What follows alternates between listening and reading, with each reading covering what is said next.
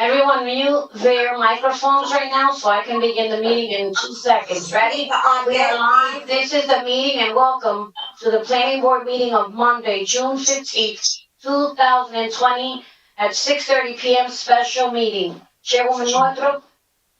Yes, I believe Ahmed needs to sign on to get into the meeting. We're working on that, ma'am. Okay. All right. So then at this point, we'll stand for the flag salute, please, everyone. I pledge allegiance to the flag of the United States of America and to the republic for which it stands, one nation, under God, indivisible, with liberty and justice for all.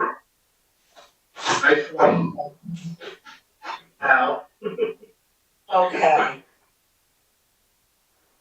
Commissioners, planning board staff, ladies and gentlemen, as the chairwoman of the City of Paterson's Planning Board, I call this meeting of 6/15/20 to order.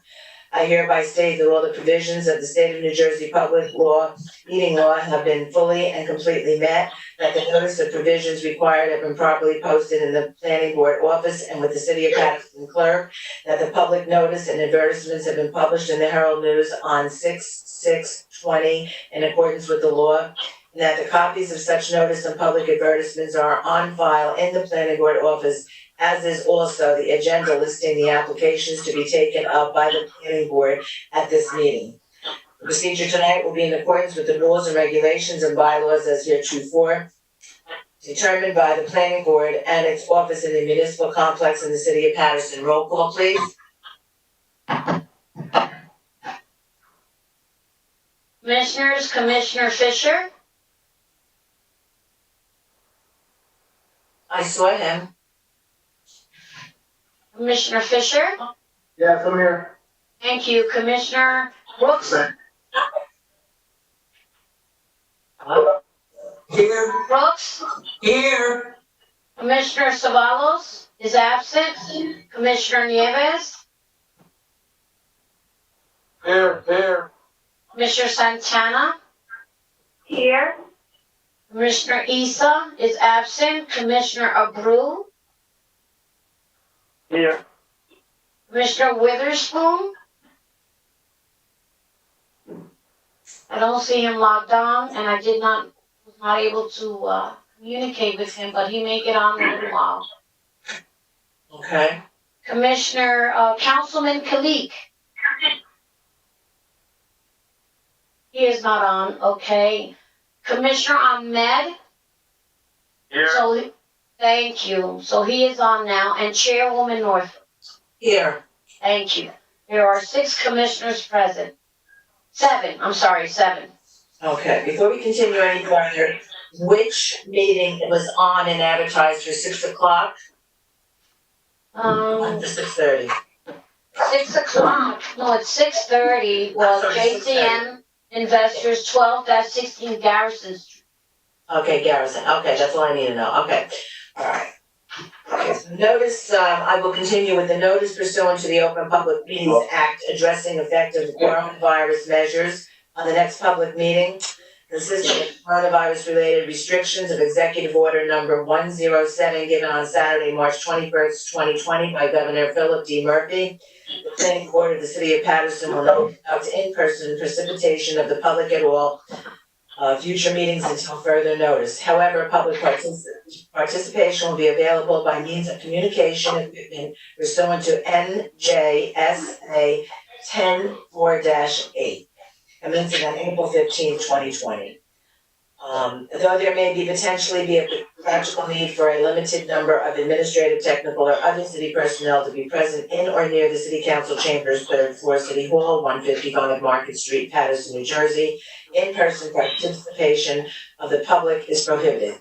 Nevertheless, for reasons of compliance with the said Executive Order Number 107, public participation will be available by calling 973-321-1579, and the meeting ID number will be 711-680-0071.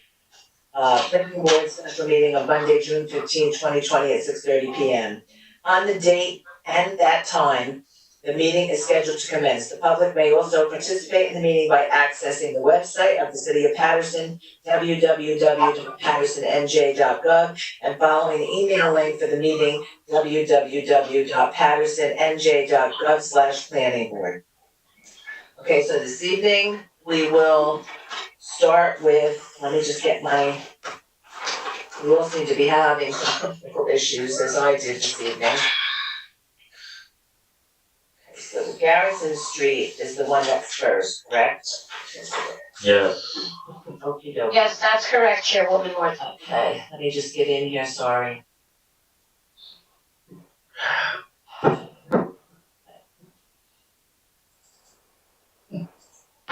Okay. Of course, I can't get in there. Okay, Maggie, can you do me a favor and read the synopsis, because I'm having. That's fine. The meeting of Monday, June 15, 2020, 6:30 p.m. via webinar session.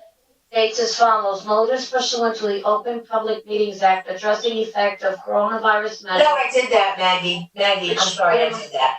I'm gonna continue with, The agenda? With the actual project itself. I apologize for that. Yes, No I problem. understand, Chairwoman. No On problem. Monday, June 15th, there will be a special meeting of the Paterson Planning Board, which will be held at 6:30. The following matter will be heard. JCM Investors, 1012, LLC, 12-16 Garrison Street, Block 611, Lot 7. The applicant proposes to construct a 3-story, 7-unit residential building on a 5,688 square foot lot that presently contains a 2-story frame building that is to be removed. The new proposed first floor indicates a lobby and a 1-2-bedroom unit. The second floor proposes a 2 1-bedroom unit and a 1 2-bedroom unit. The third floor also proposes 2 1-bedroom units and 1 2-bedroom unit.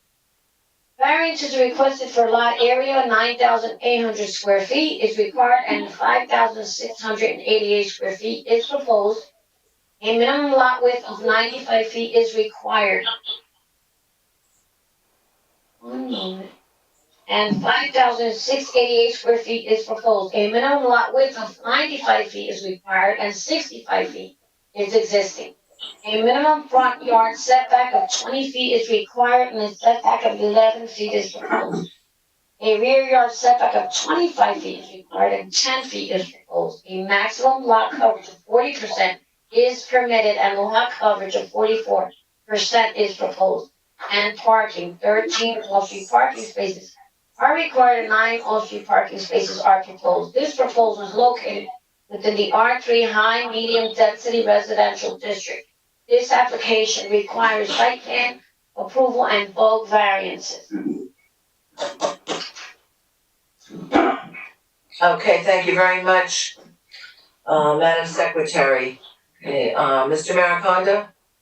Yes, good evening, Commissioner John Maricondo, 726 Market Street, Paterson, on behalf of the applicant, HCM Investors 1012.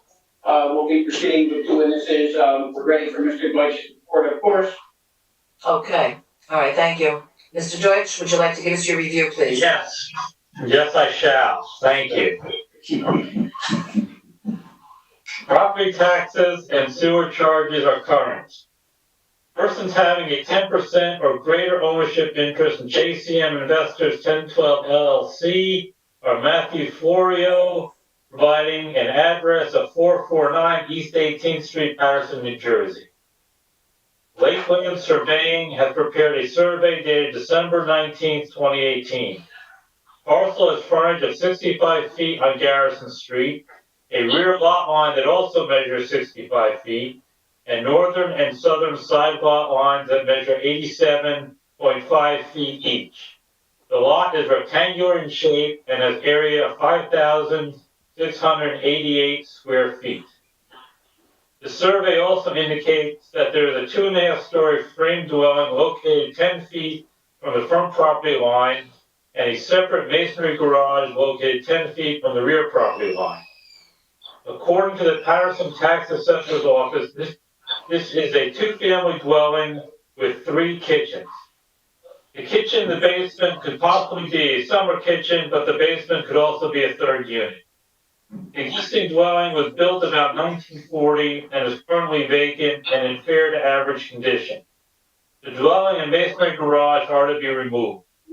The site varies in elevation from a low point of 164.37 at the northeast corner of the parcel in the rear to a high point of 170.4 at the northwest corner of the parcel near Garrison Street. The parcel is located on the eastern side of Garrison Street, about 120 feet northerly of the intersection of Garrison Street and Marion Street. Garrison Street is a one-way street in a northerly direction. Evans Architects has prepared a 4-page plan dated January 13, 2020.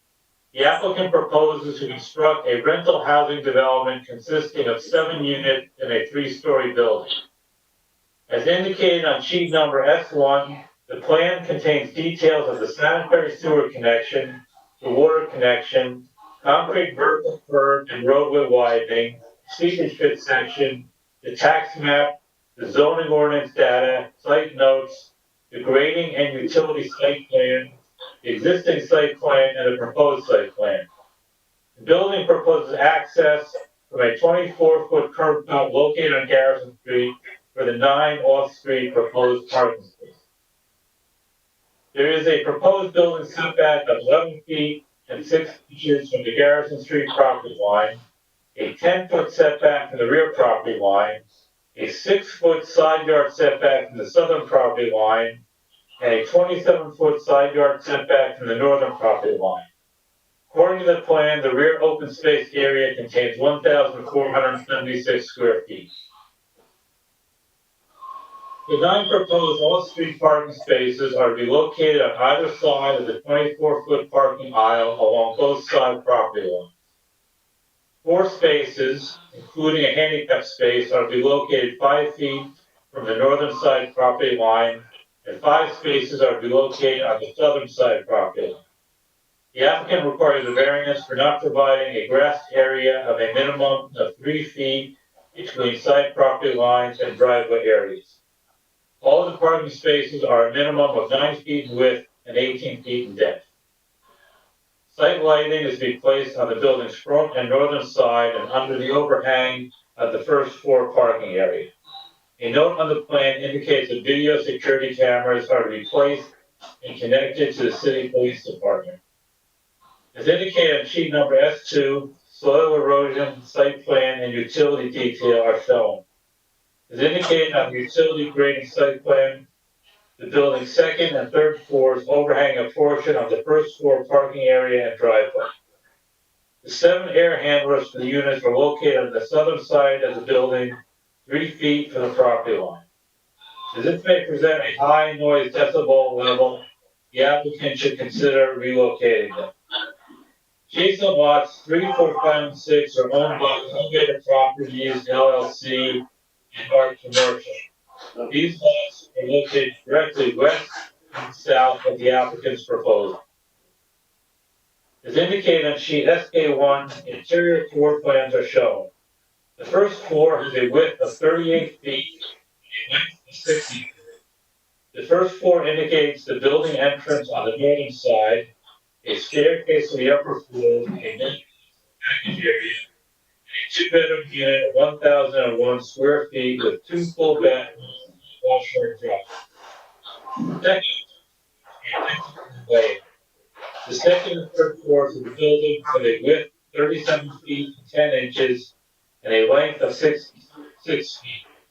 Each floor proposes 1 2-bedroom unit of 1,007 square feet with 2 full bathrooms, and 2 1-bedroom unit, 642 square feet, 676 square feet with 1 full bathroom and washer and dryer in each of the 4 1-bedroom units. Drawing SK-2 indicates the 4 building elevation. The rear elevation has windows and all floors and it has a stucco finish and an angled roof. The left side elevation indicates the building entrance and an all stucco facade with windows on the second and third floors. The first floor parking is visible from from under the building's upper floors. The front elevation indicates a brick facade on the first floor along the parking area and windows on the second and third floors surrounded by a stucco finish. The right side elevation indicates the partial first floor parking area, one window on the first floor, and windows on the second and third floors surrounded by a stucco facade. The enclosed refuse and recycling area is indicated on the side of the building. The application requires 7 variants. A minimum lot area of 9,800 square feet is required based on the number of proposed units, as each unit requires a minimum of 1,400 square feet of lot area. 9,800 lot area is required, and 5,688 square feet of lot area exists. A minimum lot width of 95 feet is required, and a lot width exists at 65 feet. A minimum front yard setback of 20 feet is required, and 11 feet 6 inches is proposed on the plan. A minimum 25-foot rear yard setback is required, and 10 feet of rear yard setback is proposed. Maximum lot building coverage is 40% permitted, and 24% is proposed. Open space 1,550 square feet is required, and 1,470 square feet is proposed. 13 off-street parking spaces are required, and 9 off-street parking spaces are proposed. Landscaping be placed as indicated on the above reference plan. Any landscaping within the front yard setback should be kept to a maximum height of 30 inches in order to ensure adequate vehicular sight distance.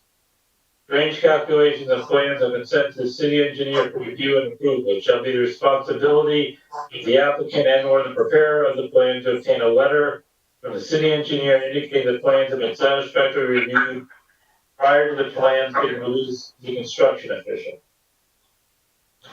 Surrounding land use. This proposal is in the total section of the surrounding area, aside from the commercial and elevated properties in the proposed private 2 and 3 story multiple unit dwellings built up to the property line with and without driveways for off-street parking.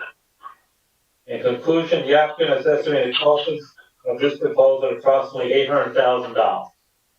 That is your staff review for this proposal, Madam Chairman. Okay, thank you. Mr. Maricondo?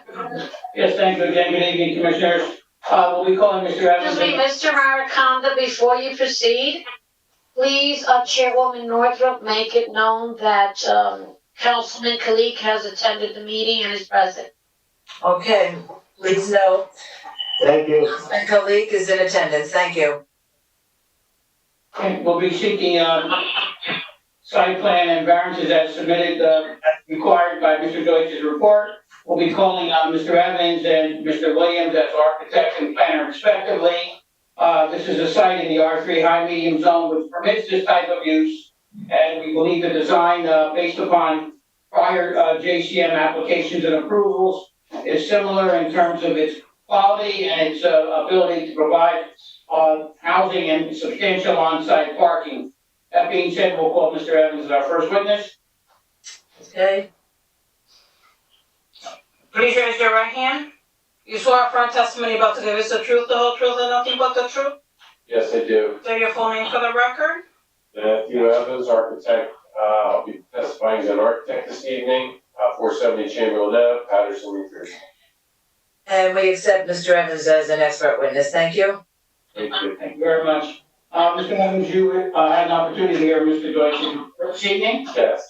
and you are the preparer of the site. Is that correct? Yes. All right, would you give us an overview of the site, what is presently on site and what the applicant proposes? Okay, we have an existing 2.5-story frame dwelling on the site, which on the northerly side, and there's an existing detached masonry garage to the rear of the site with a large asphalt parking area, and also a covered porch in the front of the existing 2.5-story frame dwelling. All those improvements would be removed.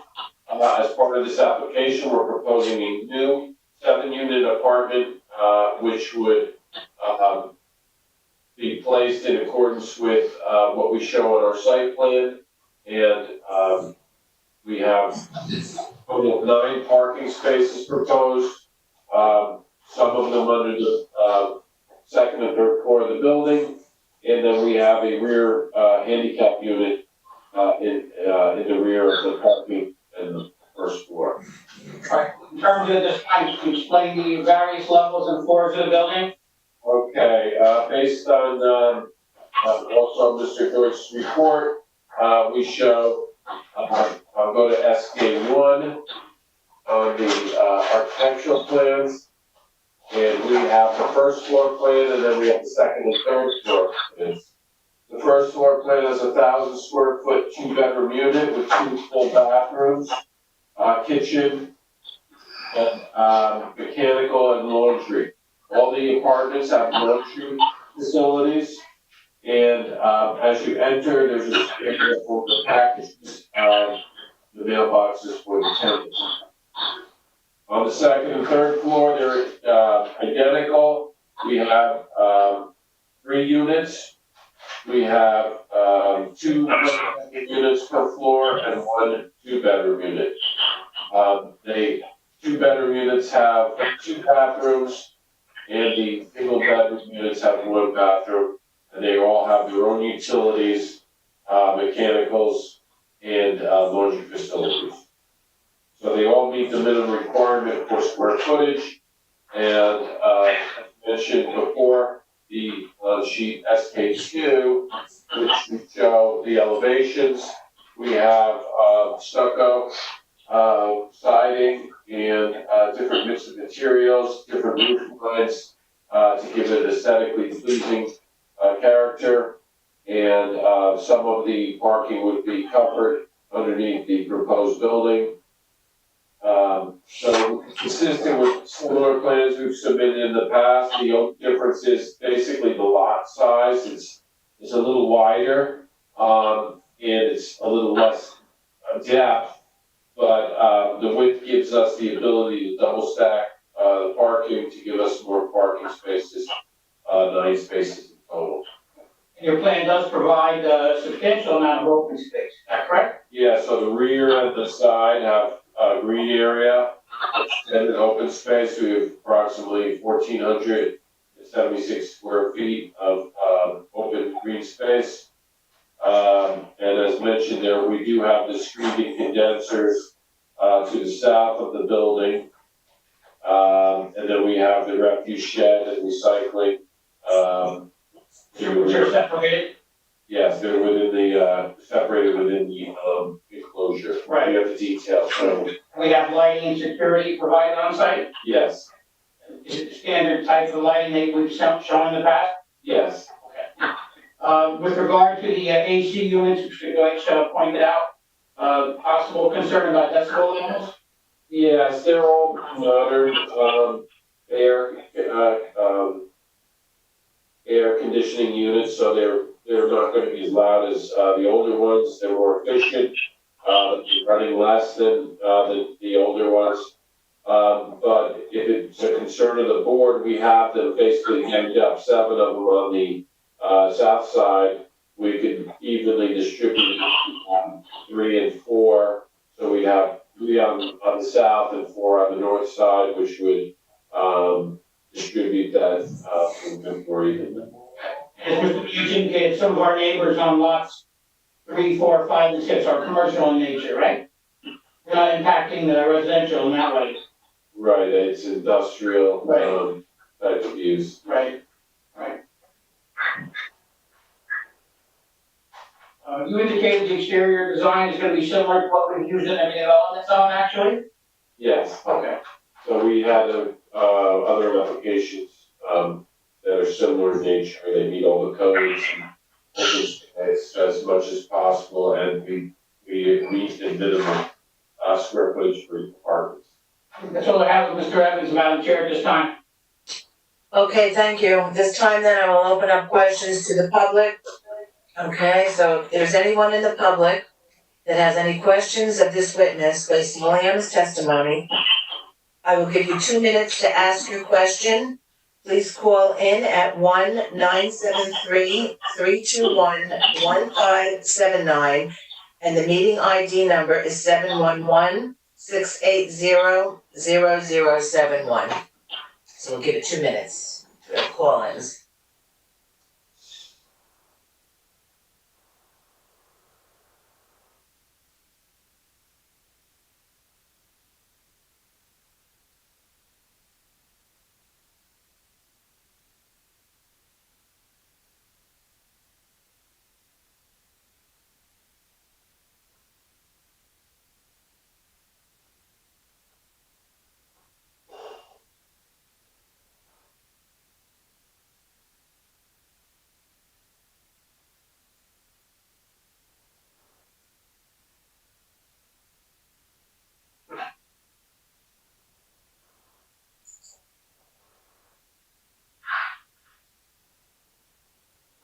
One minute left. Okay.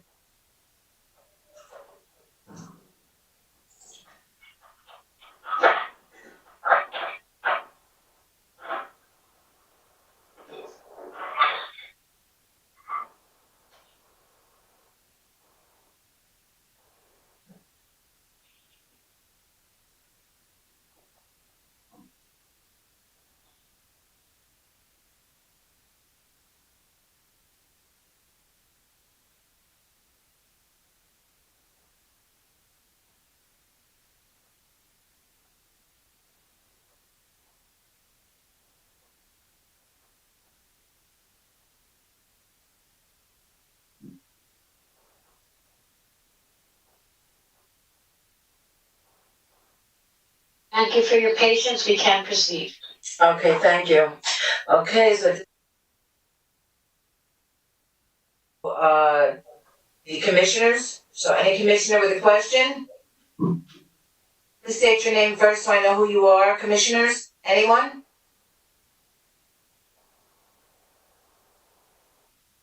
Okay. Hearing no questions from the commissioners, Mr. Mariconda? Okay, we'll proceed with our planning testimony, Mr. George Williams. Okay. Please raise your right hand. You swear affirm testimony about to give us the truth, the whole truth, and nothing but the truth? I most certainly do.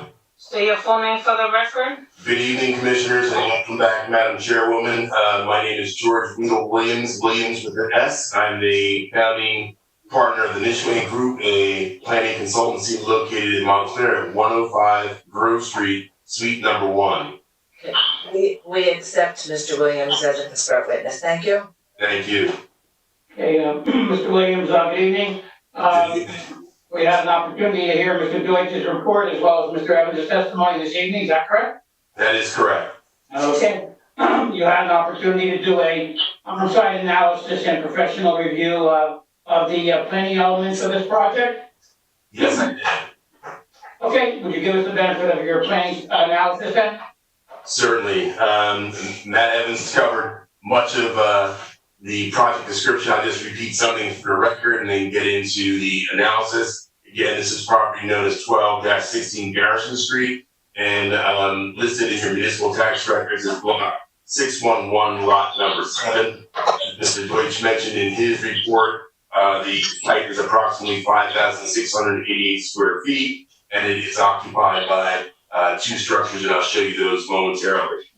The site is located in the R3 high to medium density residential zoning district, and the intent of the R3 is as follows, and I quote, designed to permit more intensive residential use of land than permitted in the R1 and R2 districts, with various types of dwelling being permitted, including townhouses, garden apartment developments, and low-rise apartment buildings.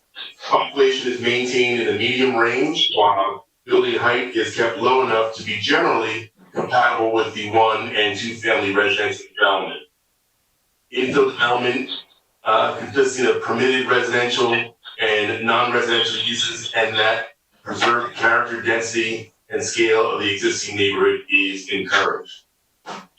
So that's the background. You've heard the recitation of the release from both Matt Evans and Mr. Deutsch. I just add for the record that the minimum lot area and minimum lot width are existing conditions And that would take us to an introductory comment about the master plan, and I'll show you a very simple exhibit, which is a photo survey of the site and surrounding area.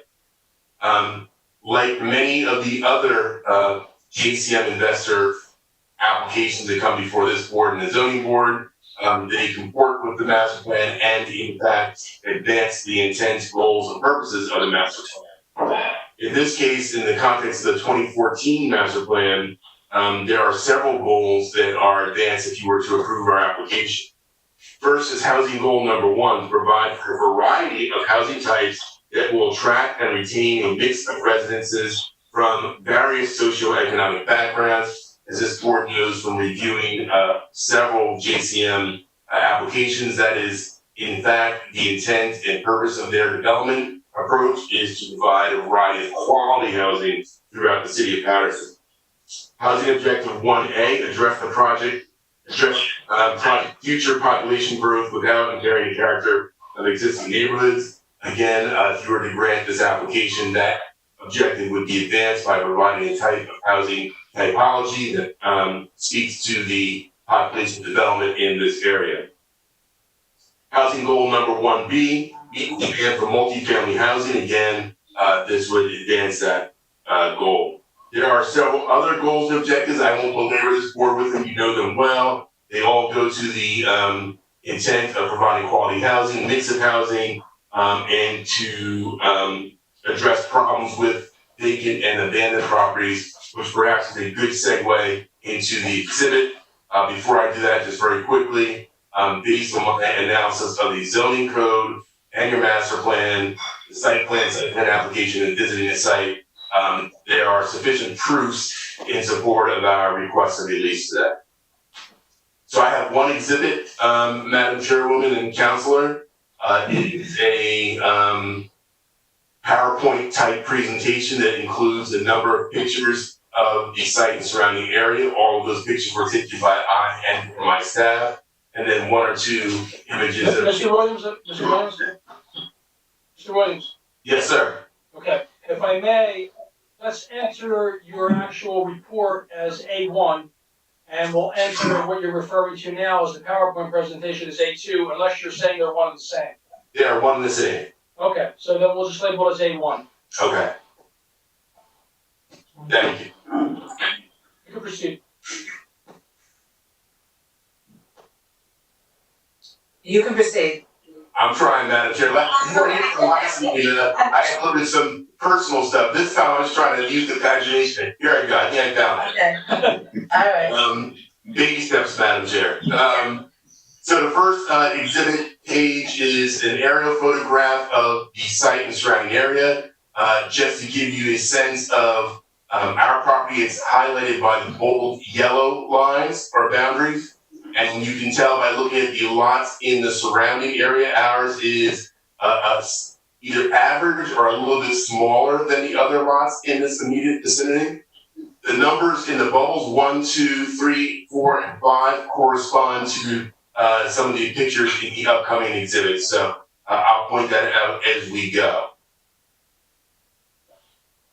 This is simply a zoning map section, and it shows our property in question being clearly in the R3 zone district. The next is a photograph of the site, and this photo corresponds with the bubble number 4 in the earlier slide. You can see this property is in a state of serious disrepair. Certainly the porch and porch roof and fence are in significant disrepair. If you had an opportunity to look around the building, you would see that characteristic follows as you walk around the building. You can see some gutters falling off on one side, etc.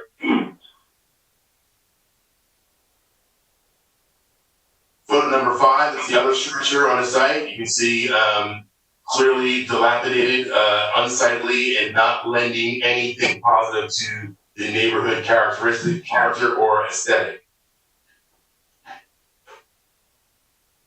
This image just shows you surrounding properties, giving you a sense of both their design or lack thereof, and their condition. but also scale and massing. You'll note that at least these two properties here at adjacent to at 9 Garrison, and its adjacent property do not have any on-site parking. And then further down the road, you have an image of the corner lot, clearly not a residential use, although it's in the R3 district. Just another perspective of the street, well tree-lined street with a mix of housing typologies and land uses. And the intent of this application, of course, is if you were to add to the R3 character of this neighborhood.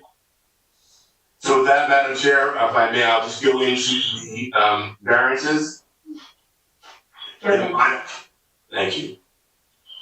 In my professional opinion, the C2 context would be most appropriate for the board's consideration of the release we're seeking.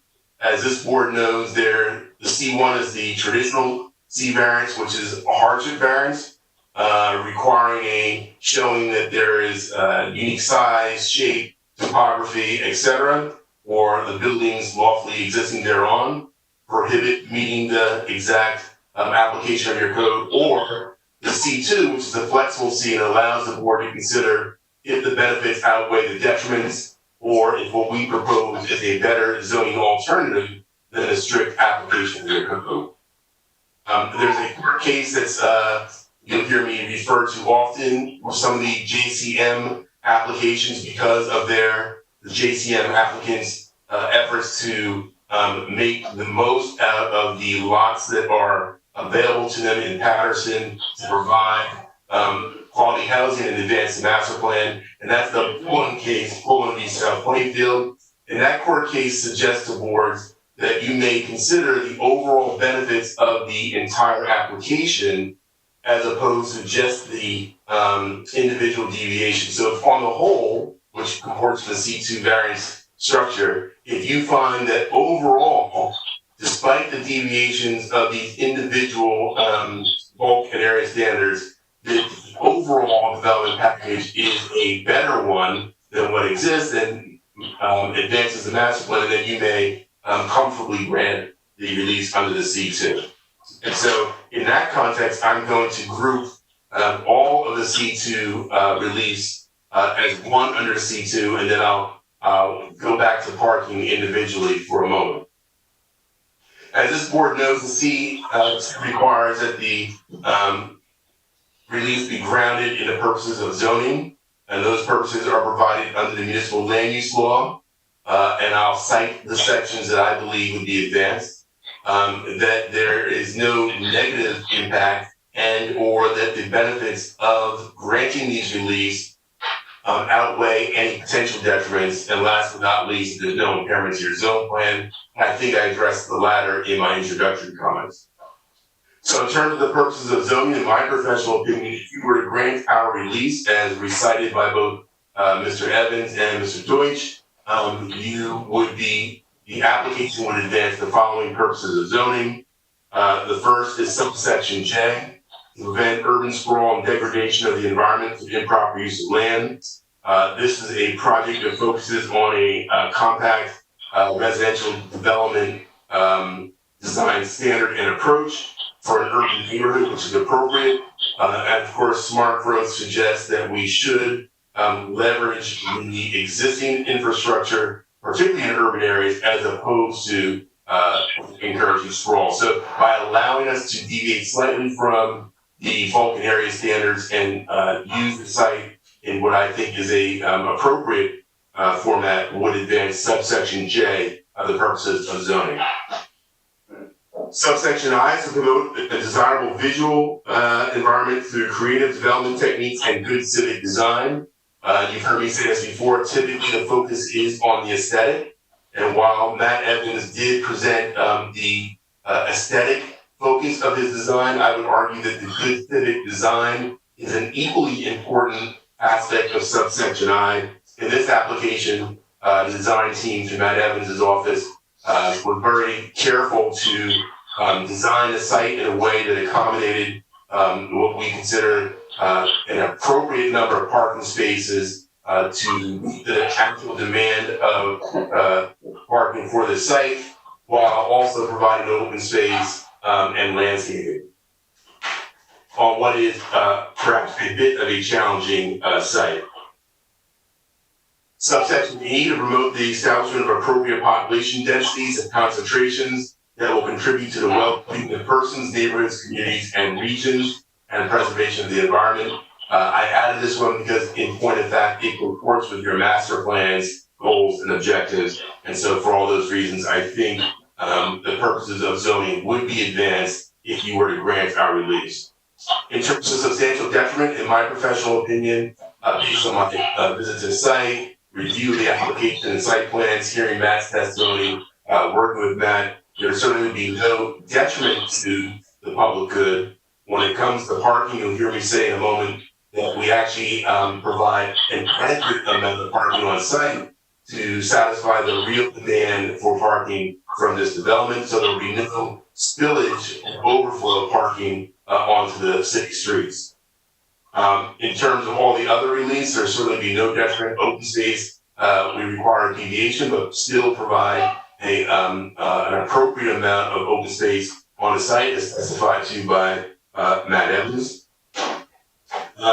In terms of the benefits outweighing the detriments, in a classic C2 context, again, taking a site that is in poor condition, not contributing to the character of this R3 district, and introducing a quality housing development that will, in fact, hopefully reverse the trend of deterioration in this area and buttress the R3 character that is suggested by the master plan.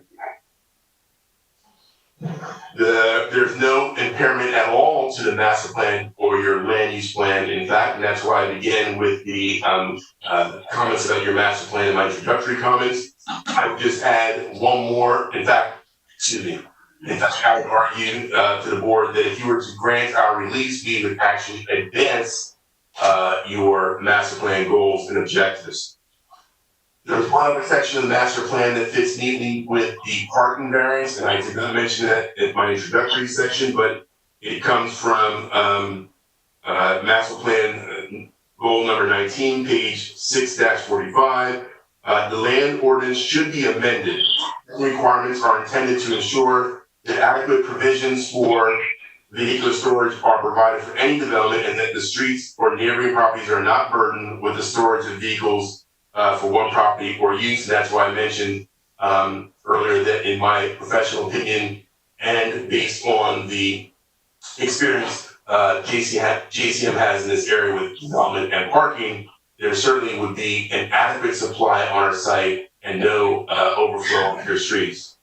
The master plan goes on to say, while insufficient off-street parking can be problematic, excessive off-street parking has its own negative consequences as well. Providing off-street parking can be expensive and even cost prohibitive for the developer, and it also uses space that could potentially be put to another productive use. In point of fact, the argument that's put forth today in support of our parking variance is that the JCM experience in this section of Paterson and other sections of Paterson has indicated that the supply that's proposed in this application is more than adequate to satisfy the actual demand for parking spaces in this area. My firm has looked at the demographic analysis for this area and the redevelopment areas, and our demographic analysis supports the JCM approach to parking supply for its development in Paterson. There's also a court case, it's the Valenti v. Obsequian court case, and in that court case, it suggests that boards may consider deviations from the strict application of their parking code when, in point of fact, the actual demand is less than the strict application of the code. And I know I keep referring to past JCM applications. This board knows that each application is to be judged by their merit. I only refer to those past applications because of the proven track record of JCM and the empirical data they have when it comes to matching parking supply to parking demand for the type of housing proposal we submit. So for all those reasons, the master plan section that I just cited, the demographic analyses, and the empirical data that JCM has, I would submit to this board that the parking variance, just like the bulk and area deviations, fits neatly within the C2 context. The benefits outweigh the detriments. We're not using excessive land for parking that's not truly needed. Instead, we're able to take that property, portion of the property rather, and use it for outdoor and open space. There will be no overflow onto the street. And we are actually providing more parking on this site than on some of the surrounding sites, provide for parking. So, Madam Chair, that concludes my testimony. I'm available for questions, but again, the C2 context for bulk area and parking would be appropriate. Okay, thank you, Mr. Williams. At this time, I'll open it up to the public.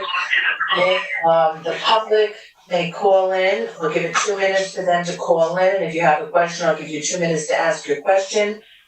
Okay, and the phone number is 973-321-1579, and the meeting ID number is 711-680-0071.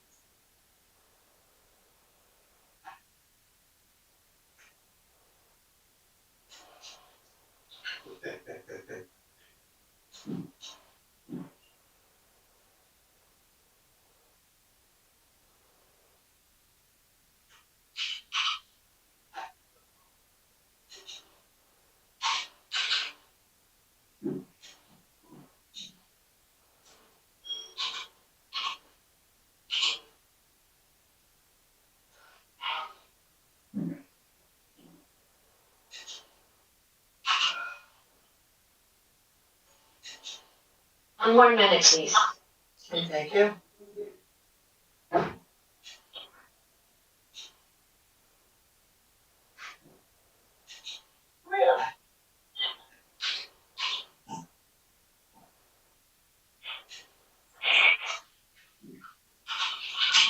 What, do you hear me? Yes. Yeah, we can.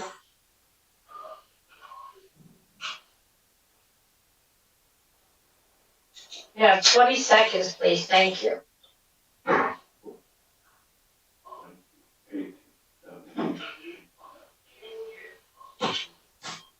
You may proceed, Madam Chair. Okay, thank you. So at this time, I will open up questions to the commissioners. Any questions for Mr. Williams? Commissioners? Any commissioners? No questions for Mr. Williams? No questions. Okay, Mr. Maricondo? Okay, thank you, Madam Chair. That would conclude our testimony. I would just indicate briefly that in addition to what Mr. Evans and Mr. immediate access to public transportation on West Broadway and Union Avenue, as well as the various forms of shopping district available on Union Avenue or within walking distance. This is an ideal location for multifamily housing to be developed and obviously improve a site that is in clear need of redevelopment with a small R. We're not in the redevelopment zone, but it's clearly a site in need of drastic improvement, and that's what JCM has specialized in doing, and it's hopefully going to be able to do on this site as well. Thank you. Okay, thank you. Hey, commissioners? Commissioners, would someone like to make a motion? For the record, Mr. Reed is here if there are any questions for him. Okay, would any commissioner like to make a motion on this application? I'll make a motion, Okay, thank you. Commissioner Barrios. On the application of JCM Investors 101 to LLC, 449 East 18th Street, Paterson. The property located at 12-16 Garrison Street, Block 611, Lot 7, be approved, subject to site plan approval, bulk variances, city engineer and HEP soil transpiration service. Okay, thank you. Do I have a second? Second. Second by, is that Commissioner Nieves? Yes. Yes. Okay, second by Commissioner Nieves. Roll call, please. Commissioners, Commissioner Fisher. Commissioner Fisher, Yes. Commissioner Ahmed, Yes. Commissioner Brooks, Commissioner Brooks, Yes. Commissioner Nieves, Commissioner Santana, Yes. Commissioner Abreu, Yes. and Chairwoman Northrup. Commissioner Kalik? Councilman Kalik, all my apologies. Yes. Thank you And, very much. okay, and my vote is yes as well. Thank you. Congratulations. Thank you. Thank you very much. All right. Now, The vote is 8 affirmative, 9 affirmative votes. okay. All right, so the, Can you close this? oh, I'm so sorry. You're right. I have to close this meeting. Okay, may I have a motion to close? I make the motion to close the meeting. May I have a second to close the meeting? Second. Second by Commissioner Brooks. Okay, all in favor? Aye. Aye. Okay, good. All right, so now we're gonna open up the, Can you give me 1 minute? I absolutely can, yes. I'm sorry, I'll give you a few minutes. Okay, give me a minute.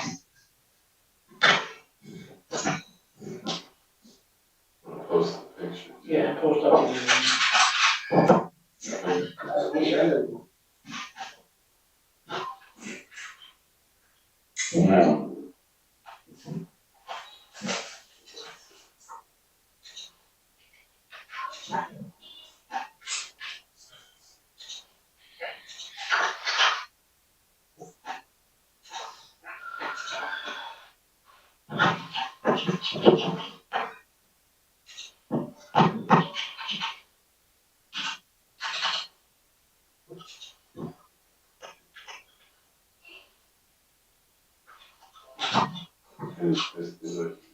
Okay, I'm ready.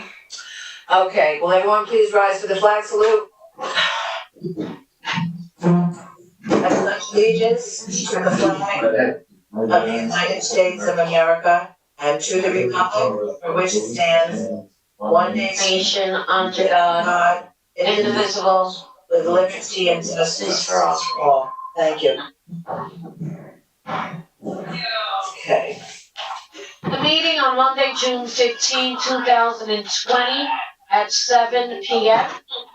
May I read the agenda, Chairwoman Northrup? Now, I can do that. I have that one up. Thank you. Wonderful, thank you very much. Okay. Commissioners, planning board staff, ladies and gentlemen, as chairwoman of the city of Paterson's planning board, I call this meeting at 6:15:20 to order. I hereby state that all the provisions of the state of New Jersey public meeting law have been fully and completely met, that the notice of provisions required have been properly posted in the planning board office and with the city of Paterson clerk, that the public notice and the advertisements have been published in the Herald News on 6/6/20 in accordance with the law, and that the copies of such notice and public advertisements are on file in the planning board office, as is also the agenda listing the applications to be taken up by the planning board at this meeting. The procedure tonight will be in accordance with the rules, regulations, and bylaws as heretofore determined by the planning board at its office in the municipal complex in the city of Paterson. Roll call, please. Commissioners, Commissioner Fisher? Commissioner Ahmed? Here. Here. Commissioner Savalos absent, Commissioner Nieves? Present. Commissioner Santana? Here. Commissioner Issa absent, Commissioner Abreu? Here. Commissioner Witherspoon absent, Councilman Kalik? Present. And Chairwoman Northrup. Here. Thank you. Okay, notice pursuant to the Open Public Meeting Act addressing effect coronavirus measures on this public meeting, consistent with the coronavirus related restrictions of Executive Order number 107, given on Saturday, March 31st, 2020 by Governor Philip D. Murphy. The planning board of the city of Paterson will not conduct in-person participation of the public at all future meetings until further notice. However, public participation will be available by means of communication equipment pursuant to NJSA 10-4-8, commencing on April 15, 2020. Though there may be potentially be a practical need for a limited number of administrative, technical, other city personnel to be present in or near the city council chambers, third floor, City Hall, 155 Market Street, Paterson, New Jersey, in-person participation of the public is prohibited. Nevertheless, for reasons of compliance with the said Executive Order number 107, public participation will be available by calling 1-973-321-1579, meeting ID 711-680-0071, planning board special meeting on Monday, June 15, 2020 at 6:30 p.m. Sorry, this is at 7, on the date and time that the meeting is scheduled to commence. The public meeting also participates in the meeting by accessing the website of the City of Paterson, www.patersonnj.gov, and following the email link for the meeting, www.patersonnj.gov/planning board. Okay, Mr. Mariconda? Yes, for the record, Alan Maricondo, on behalf of JCM Investors, 1012 LLC, for this project at 121 Fair. Okay, thank you.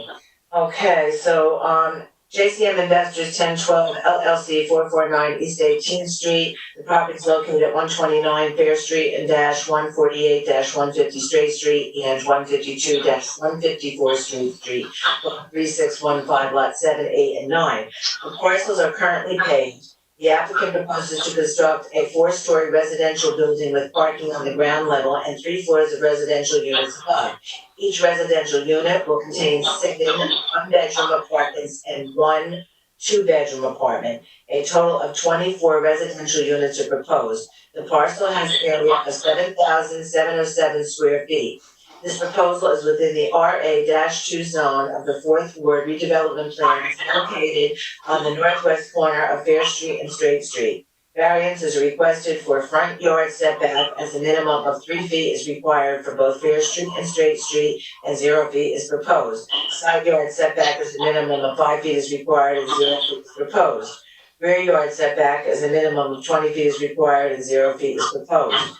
Number of building stories as a 3.5-story building is permitted, 4-story building is proposed. Lot building coverage as a maximum building coverage of 60% is permitted and 94% building coverage is proposed. Lot impervious coverage as a maximum lot impervious coverage of 80% is permitted and impervious coverage of 100% is proposed.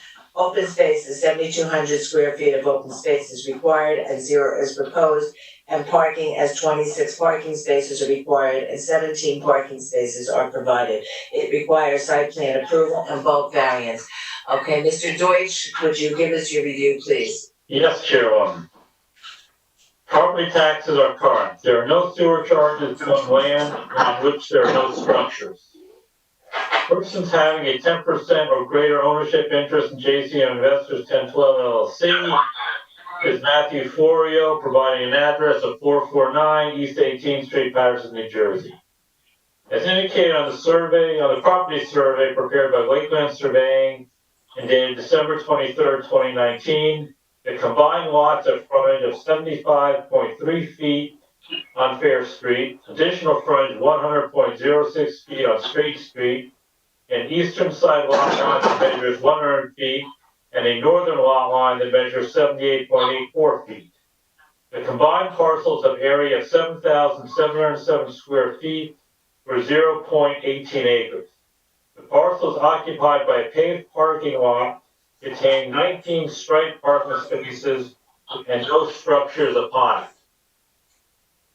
The applicant will provide information as to when this parking lot was constructed, who was the applicant at the time of construction, and who had permission to park there, and the certificate of occupancy. The survey also indicates that the site is located in the northwestern corner of Fair Street and Straight Street. A chain link fence surrounds the property. An access driveway is located on Fair Street. Evans Architect has prepared a 7-page architectural submittal dated January 13th, 2020. Drawing S1 is the site plan. Access into the property is from a proposed 24-foot wide curb cut and sidewalk apron on Fair Street located 25 feet west of the corner intersection. 17 parking spaces are located at grade level. A lobby, elevator, and 2 staircases are also located at grade level. The remainder of the building is constructed above.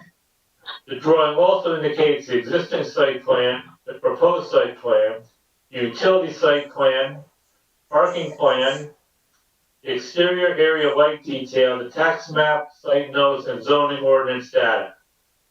Drawing S2 is titled Site Details. If approved, this proposal will require new curb and sidewalk along both Fair Street and Straight Street, a new sanitary sewer installation, a new water service connection, pavement striping, and storm water recharge structures.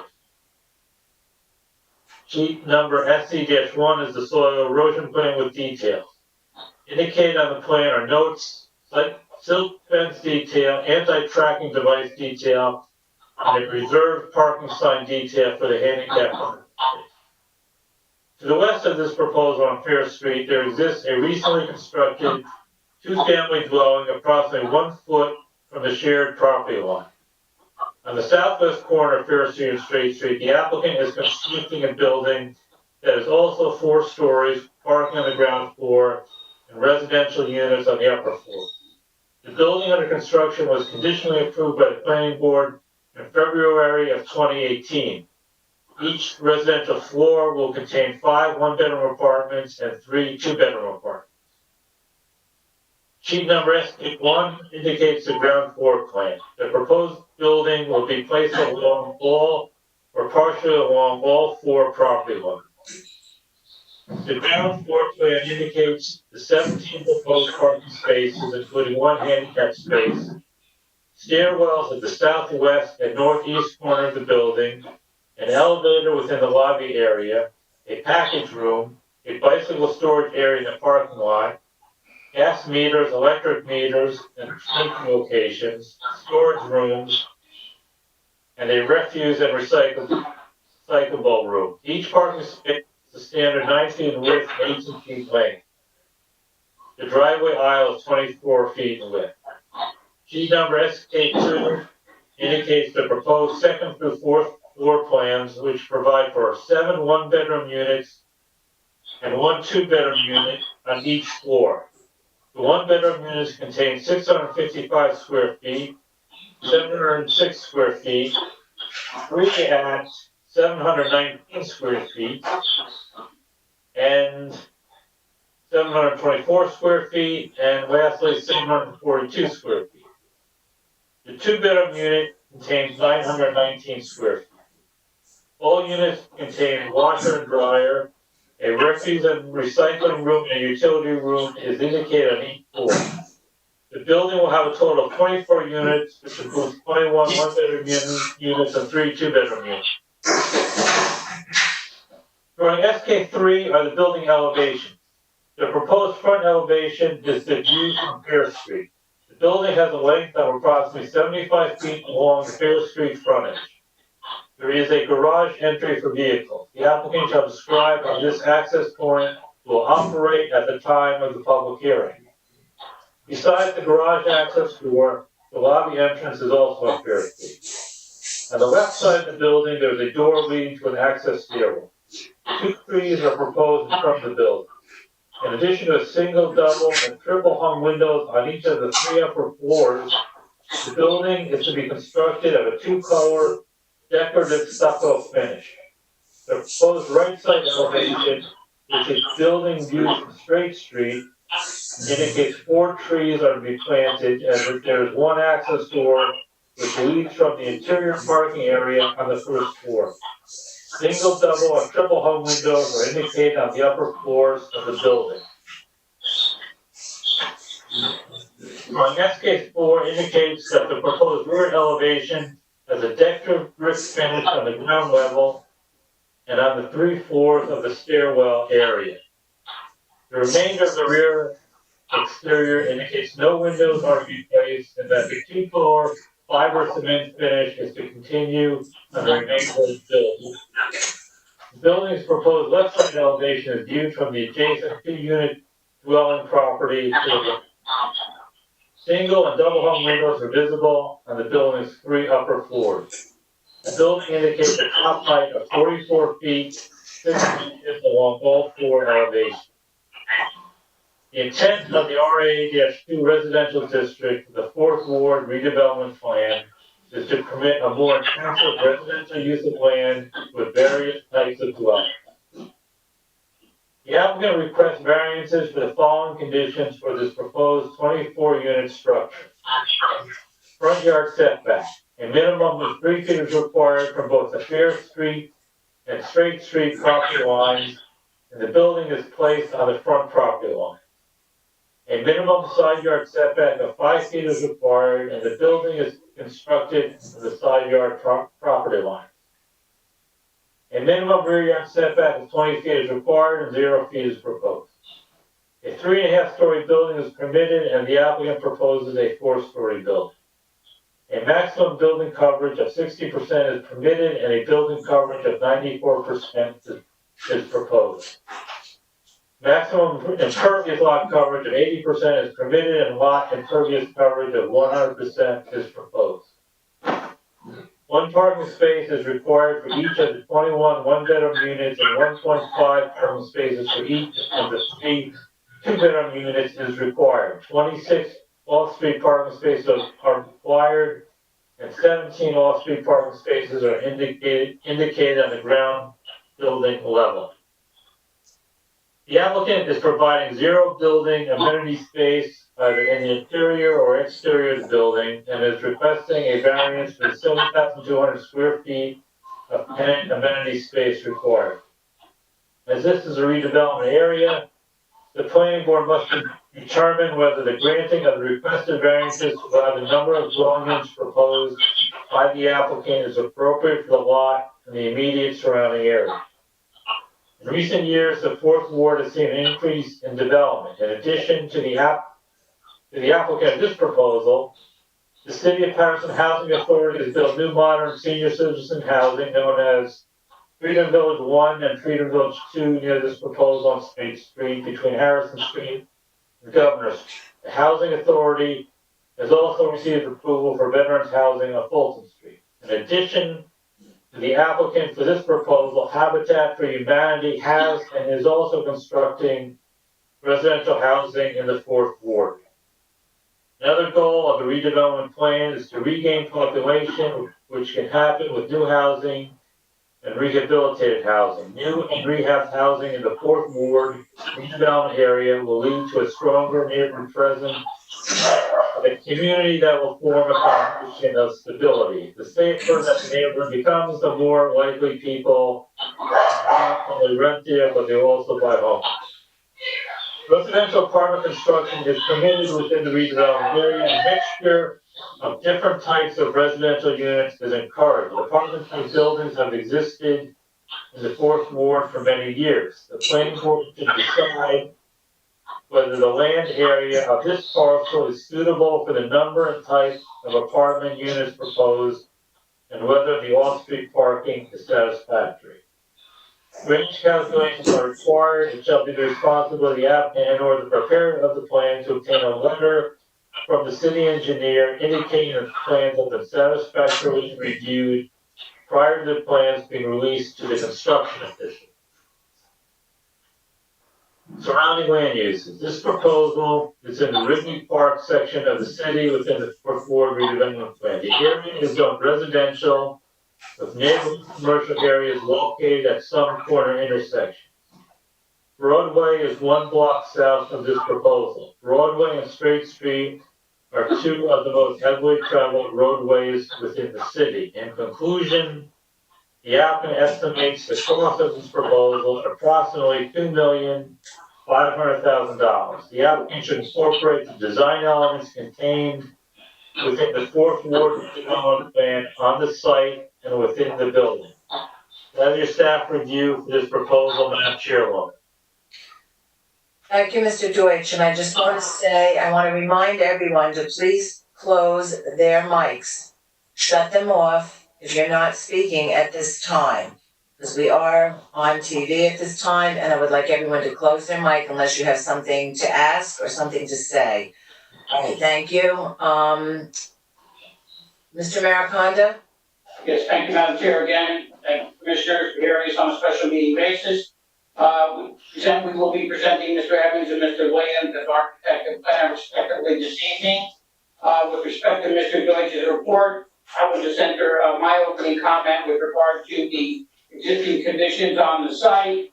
I know that Mr. Deutsch, to some degree, had an opportunity to look at the existing conditions of the paved parking areas as well as myself, and I did a diligent search with respect to any COs or any prior approvals on the site, or any linkage of this site to any other adjoining property, and I found none.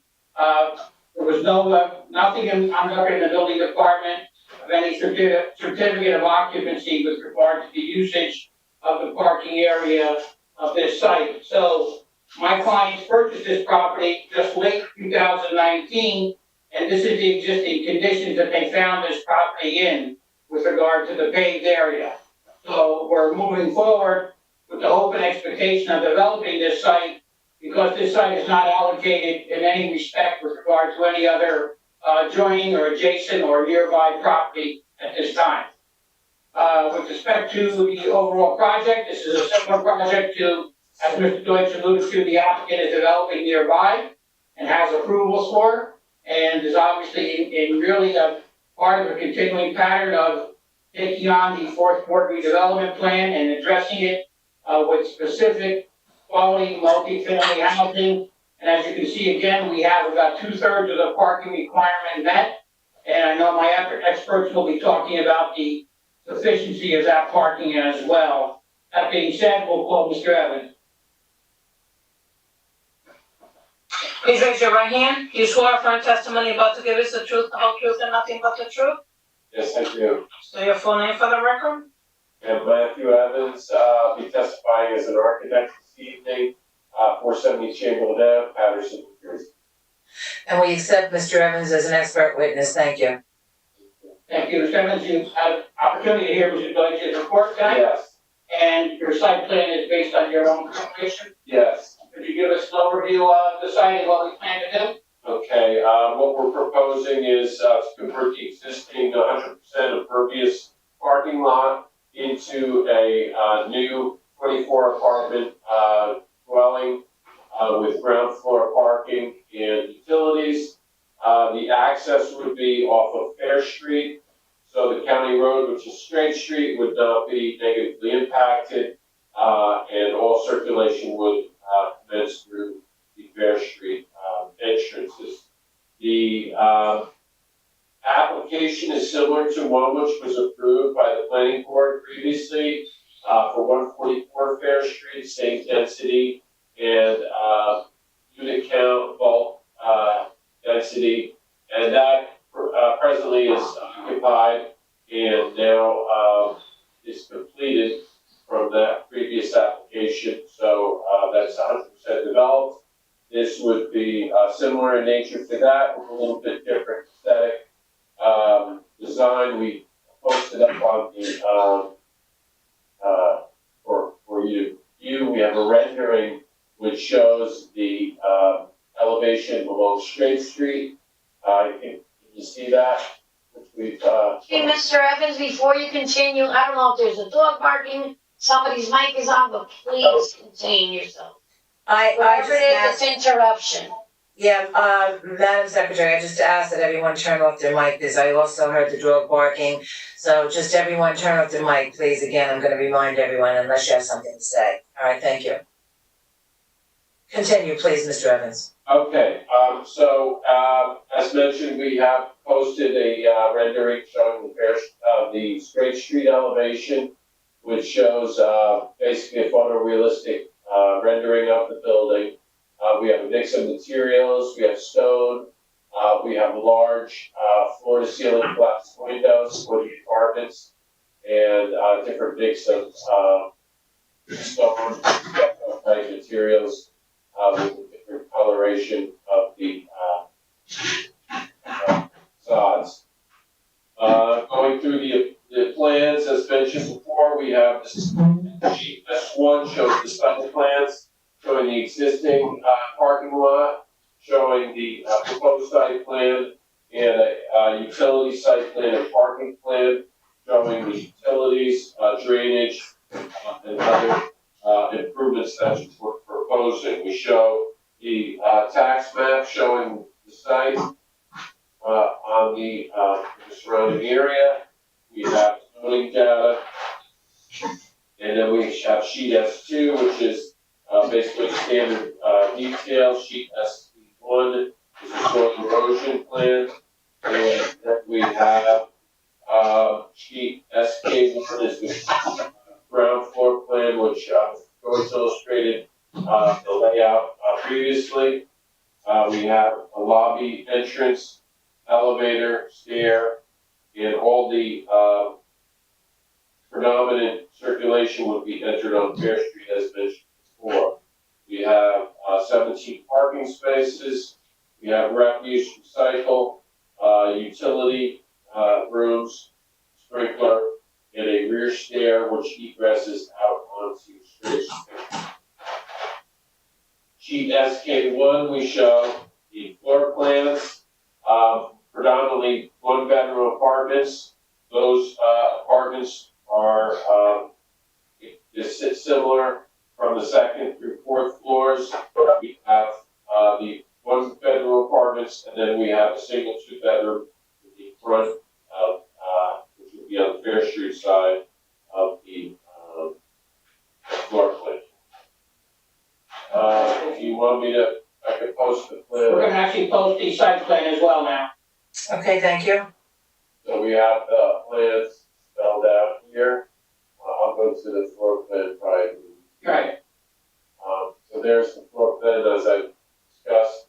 Now, what we've done on this design, we did a little different approach on this. We have taken the, instead of having a common community room on each floor, we've taken that square footage, which is approximately 821 square feet on each of the floors, and we've divvied it up between the units and gave each apartment a larger apartment, so they exceed that minimum criteria, and we gave them that basically bonus square footage in each unit. We realize that there is that 821 square feet comes to about 2,463 square feet total, where the requirement is 3,600 square feet. So we're about 1,200 shy of the open space or amenity space. But as I mentioned in this application, we've taken the approach of adding that to the units themselves. So it's a little bit different, and felt that would be a break from some of the other applications we've done, and that it would be a positive. So in effect, there's more internal quality living space per unit now. Yes. Okay. So that's basically what we proposed for this application. That would conclude Mr. Evans' testimony at this time, Madam Chair. Okay, thank you. This time I'll open it up to the public. And if anyone has any questions of Mr. Evans based solely on his testimony, you may call in at 1-973-321-1579. The meeting ID number is 711-680-0071. We'll give it 2 minutes for a call in and give you 2 minutes to ask your question. Okay, thank you.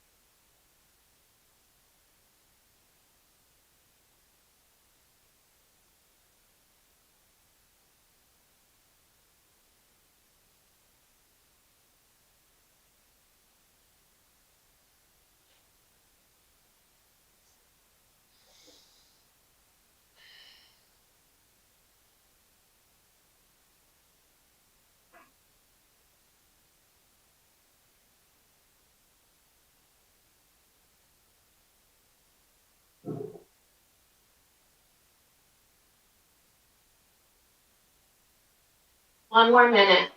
Thank you.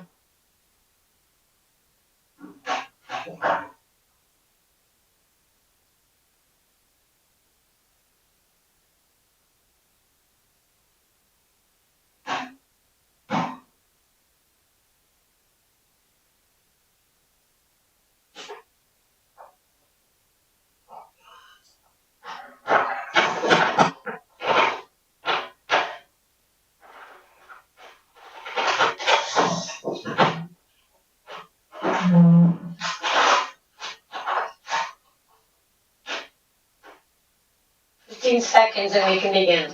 Mm-hmm.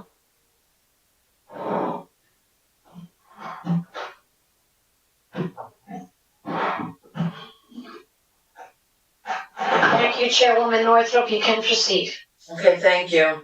Okay, hearing no questions from the public, I will open it up to the commissioners. Commissioners? I have a question. Yes, Commissioner Brooks. Man, I have a couple of questions that this application is really, I don't know. Anyway, the first question I have is on on your drawings, SK3, the building elevations and the proposed elevation and the view from Fair Street side. And it says that the building has a length of 75 feet along Fair Street frontage, and there is a garage entry. What is the access point?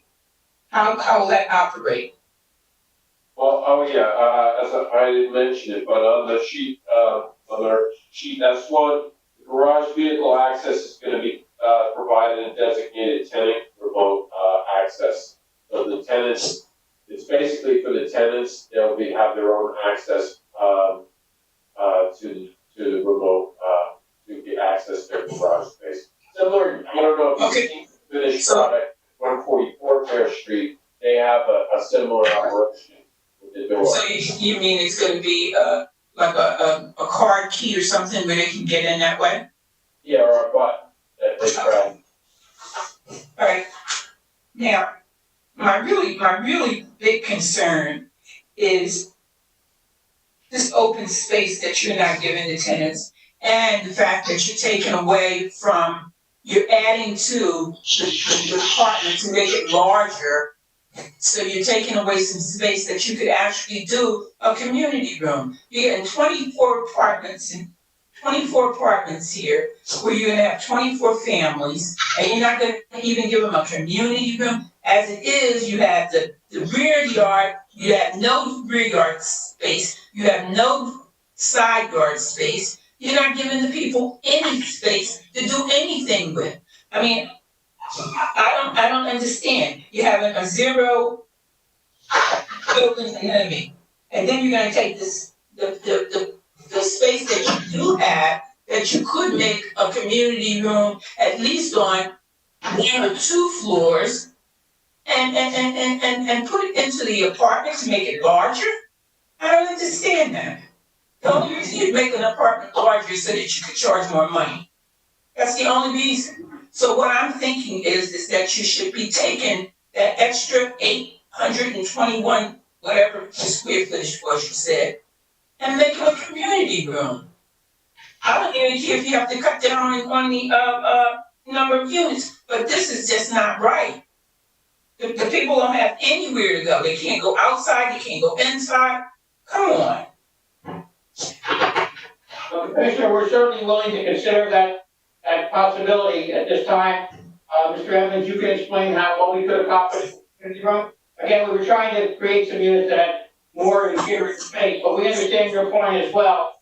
Now, what could we do with that space? So what we can do, I mean, at least on the second floor, we could, reduce the units and create 821 square feet, or approximately that area for the building, so that the tenants would have interior amenity space. We could have a community room, and we would be willing to make that revision in accordance with that condition. By creating that amount of community room space on the second floor, what would that do to the size of the units on that? Well, we would reduce the units on the second floor, but we would still have large units on the other floors, but we have that ability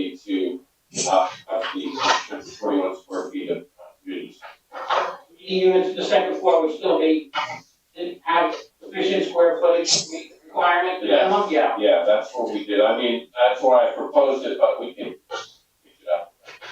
You're suggesting we do that on one floor? I would say 821 square feet would be good. We could have Mr. Reed talk about that with us as well next. Okay, you can have them talk about it, but I'm very concerned, and I think everybody should be, because they don't have any outside space, they don't have no backyard, nothing. You gotta give the people something. You're talking 24 units. You could cut it down to 3 and give them a nice community room. But that's me, that's what I'm thinking. But I mean, everybody on this board should consider that. How do you just get a building up like that and don't give people any space? That's not right. Okay. In addition to providing the community room, one other issue we'd like to consider, one other proposal we'd like to consider, and we could have Mr. Reed discuss it with you as well, is the idea of a rooftop terrace in this type of building, which we've done on other sites with a building of this size. Pretty successful. So that's another alternative, which we'll, I guess, we'll kick around a little bit with the applicant. Okay. Thank you. Commissioner Brooks, any other questions? No, not at this time. Okay. Any other commissioners? Commissioners? No. Okay, I don't hear any other commissioners. I didn't understand, what was your other alternative besides putting a community room on the one floor? Other than that, we were just briefly talking about a rooftop terrace. Oh, okay. You know, and how would that be, and how would that be designed? We could have a roof, we can have tenant access to a rooftop terrace, which would be approximately 1,200 square feet. That the tenants could use for basically an open terrace area, which would be shared among the tenants. That would be designed with the necessary heights for safety. So we had a previous application for 359 Hamilton. Right. We addressed that, and they constructed it in that way with the terrace area for the amenities. So it's essentially past the recreation area on the Yes. rooftop. So we have interior and exterior space. So we're providing two alternatives in effect. Okay. All right, I also have a question, like, as I'm looking at the drawing that's up there now. From floor to ceiling, because these look like they're very, very tall units, are they? Well, they're, you go to sheet, you have 9-foot ceilings, so Oh, very basically, what, the applicant wanted to do is have more open glass, area for a more modern feel apartments.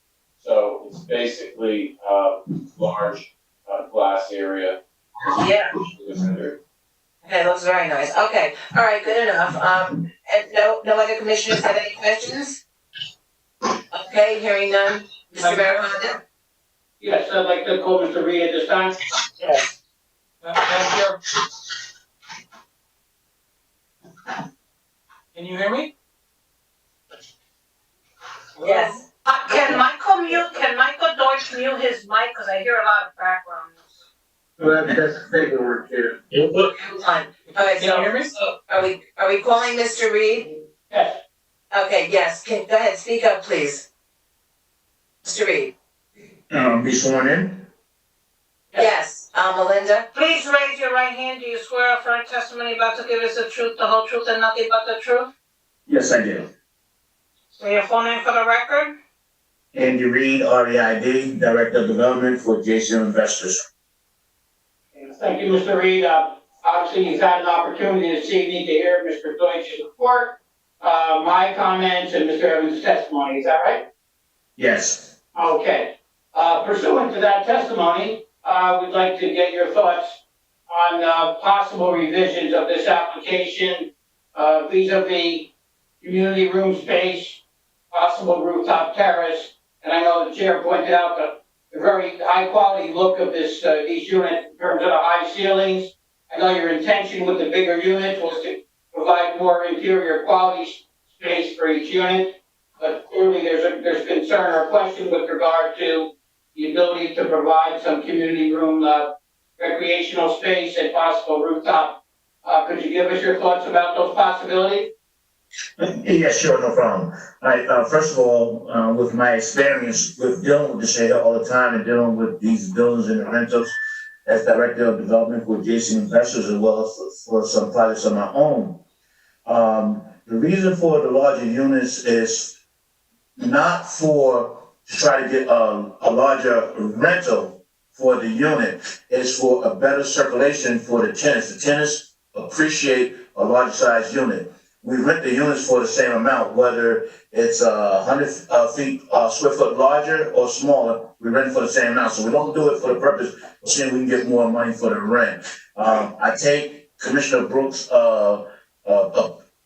questions, opinions very seriously. And I believe that maybe we could work out a little, like Mr. Evans said, work out some tenant amenity space, like maybe on one of the floors, like maybe the second floor. But I also agree that we could do something on the rooftop to give amenity access. We would put like security fencing around the border up there, for security for the tenants. And we create some rooftop amenities like we have done on some other projects we recently did. The tenants really appreciate the larger size ceiling heights and the larger size windows. It allows more access for like natural light to come in. We're starting to put our own blinds on the windows so all the windows look uniform, and give some nice quality standards to the area. So that's the basis of the larger unit is for give the tenants a better circulation in their apartments. Put some more closets, spaces in the closets. They can store some of their stuff within their units themselves. And it's not to get like an increase on the rent because the rents are the rents. We do have some greenery like with the trees like on the perimeter of the building, like at the curbside, in which we do like the greenery stuff wherever possible. Like we have some buildings that have like amenity space on all the floors. But a lot of they're being underutilized, and we're trying to find out, from the tenants, like, move like this space forward, and like, other than like maybe like a little, like small, like a gym area. Like, other than that, we have laundry areas inside the units for the tenants. So like, it's like really like it's not really beneficial to the tenants to have like a mini space on every floor. It's a good idea to maybe have a community space like on one floor, like I said, maybe like the second floor. But it'd probably be a better thing to have like a space on a rooftop amenity thing where like we'll have, like I said, your security fencing. But I think a bigger unit is better for the tenant and their personal circulation within their unit. Like I said, it's not about the rent because the rents are whatever they are. It has nothing to do with the size of the unit. Rents are pretty standard and. Yes, the rents are standard. Right, okay. Okay, we can discuss, I will discuss with the rest of the board, what their pleasure might be, but in the meantime, does that conclude your testimony this evening? For Mr. Reed, yes. Yes, okay, and then I'm gonna open it up to the public. Any questions of Mr. Reed? Okay, please call 1-973-321. Someone's microphone is on. I hear laughter. Please shut your microphone off. So do I hear it as well. 1-973-321-1579, meeting ID number 711-680-0071. I'll give it 2 minutes for somebody to call in, or people to call in, and I'll give them 2 minutes to ask their question. Thank you.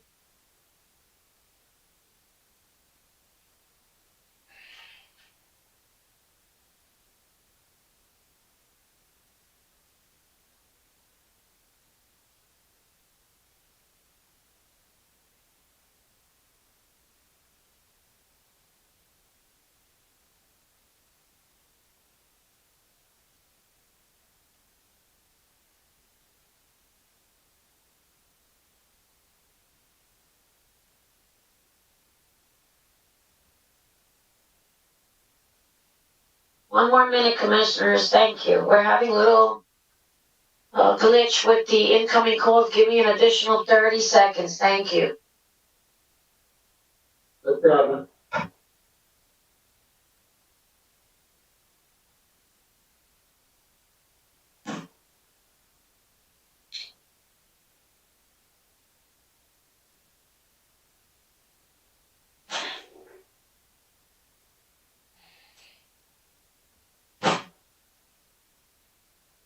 Thank you, Chairwoman Northrup, and Commissioners, please continue. Thank you. Okay, thank you. Okay, Commissioners, who has any questions, please, for Mr. Reed? I have questions. Yes. Mr. Reed, Mr. Reed. So what you're saying is that they approved a similar building on Fair Street, and it's gonna be on Broadway and Fair. The 1-bedroom units there and the 2-bedroom units there, this building the rental units there are gonna be the same price as these larger rental units here. That's what you're saying? Yes. Okay. Hey, Commissioner Hall said, we're doing it for better circulation for the tenant. Well, you don't think that the tenant needs better circulation by having a community room where they could go to, since they can't sit outside anywhere? Yeah, but we're gonna create a rooftop. Listen, I take what you're saying very seriously. Okay. Listen, I like the rooftop thing. It's something that you see like in Hoboken and New York City. And we could bring that to Paterson, which we already did, like in the project we did doing on 359-367 Hamilton Ave. The tenants, listen, I deal with tenants all the time, I deal with their concerns. Like when we put tenants in it, I don't just move tenants in. When they move, I visit them, ask them like, what's some of the pros and cons of the apartment? Because I do this long term, so I like to get feedback from the people who got to live in these properties.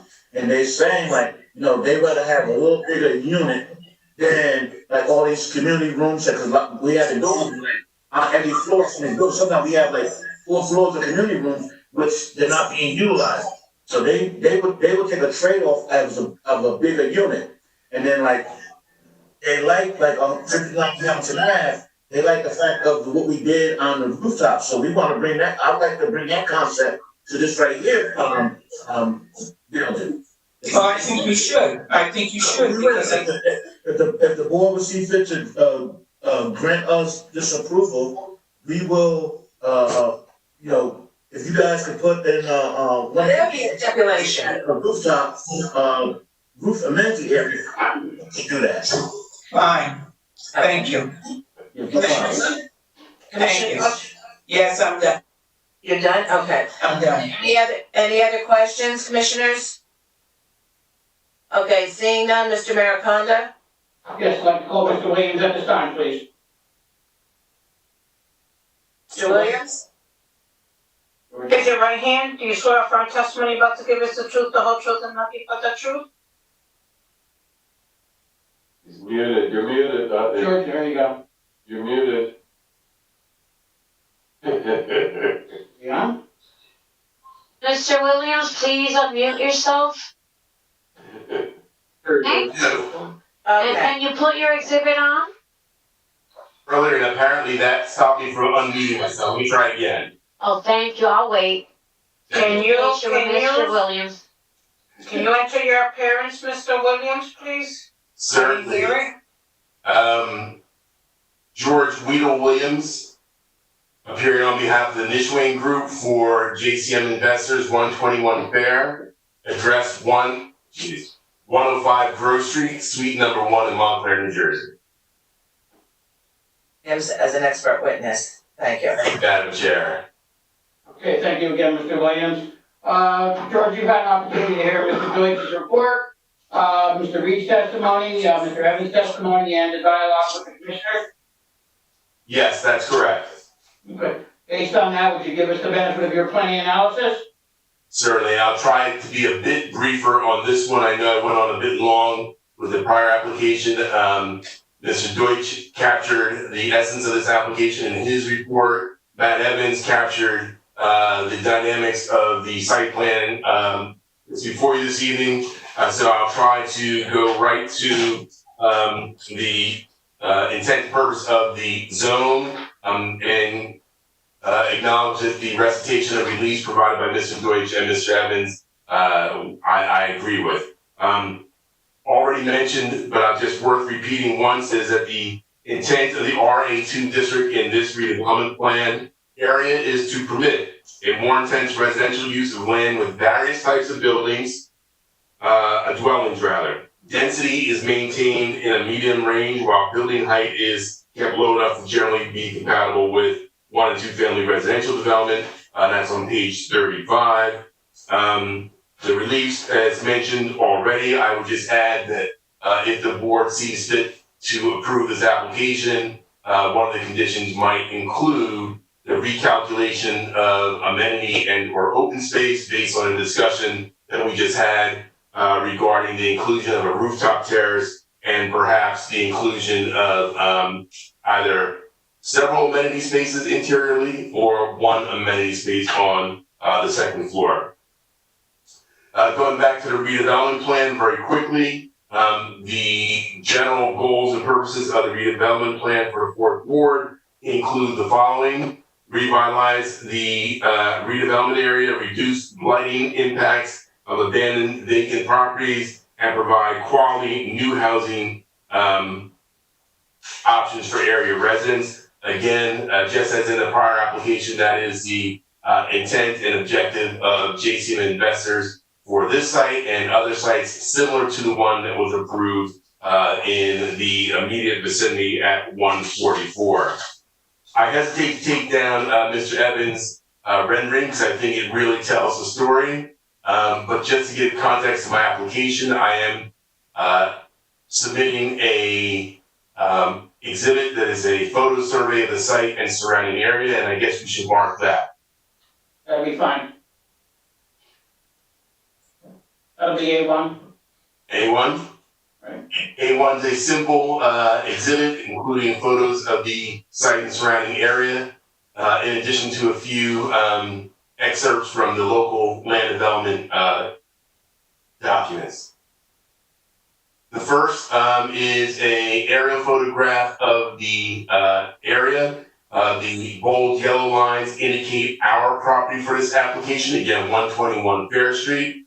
And you can see that there are a mix of lot sizes in the immediate vicinity, most of which are narrow rectangular shapes. And then if you look across the street on Fair, there are an increase in the diversity of shapes and sizes. But on our side, it's generally speaking narrow rectangular lot sizes. So ours stands out as a corner lot with a bit more space. That's significant in terms of the design approach to this application, maximizing the asset of a corner lot. Slide number 3 is just an excerpt from your zoning map, just clearly indicating our property's location in the 4th Ward redevelopment area, RA2 district of that redevelopment area, which of course permits and promotes multifamily housing.